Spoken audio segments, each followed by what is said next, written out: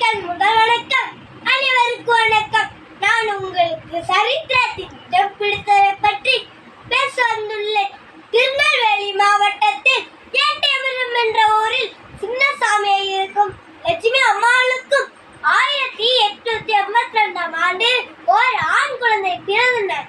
அந்த ஆண் குழந்தை சிறு வயதிலே கைப்பாடும் திறமை கொண்டது. அந்த கைப்பாடும் திறமையா எட்டயபுரம் மன்னர் அக்குழந்தைக்கு பாரதி என்பவர் பட்டம் அளித்தார்.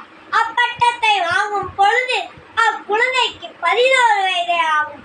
அவர் 14 வயதில் 7 வயதான செல்லம்மா என்ற பெண்ணை திருமணம் செய்து வைத்தார்கள். அவரது விடுதலை போராட்ட வீரர், கவிஞர், பத்திரிகையாளர், எழுத்தாளர் என பன்முக திறமை கொண்டவர். அவர் கண்ணன் பாட்டு, குயில் பாட்டு, பாஞ்சாலி சபதம் போன்ற பல நூல்களை எழுதியுள்ளார்.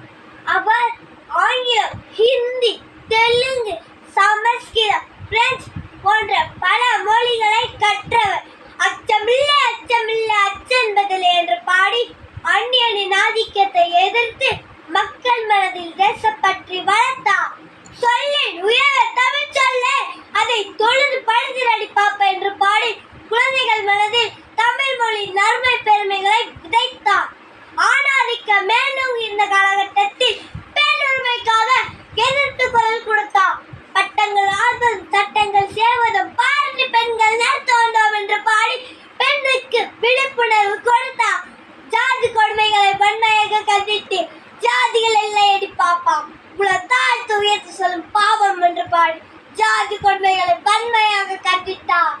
சுதந்திரத்துக்கு முன்பாகவே ஆடுவோமே பள்ளு பாடுவோமே ஆனந்த சுதந்திரம் அடைந்து விட்டோம் என்று பாடி சுதந்திரத்தின் மகிழ்ச்சியை பறைசாற்றினார்.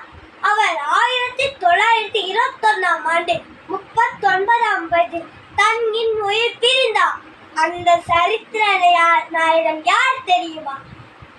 சூரிய துண்டுகள் அவன் 2 கண்கள், வீரத்தில் கூர்மை அவன் மீசை, மொழியின் மகுடம் அவன் முண்டாசு, கோபத்தின் நிறம் அவன் திலகம், மனதில் உறுதி வேண்டும் என விளக்கப்பட்டவன், நான் மீள்வேன் என்று நினைத்தாய் என்று கர்ஜித்தவன், மோகத்தை கொன்றுவிடு இல்லை என்றால் உன் மூச்சை நிறுத்திவிடு என்று எச்சரித்தவன்.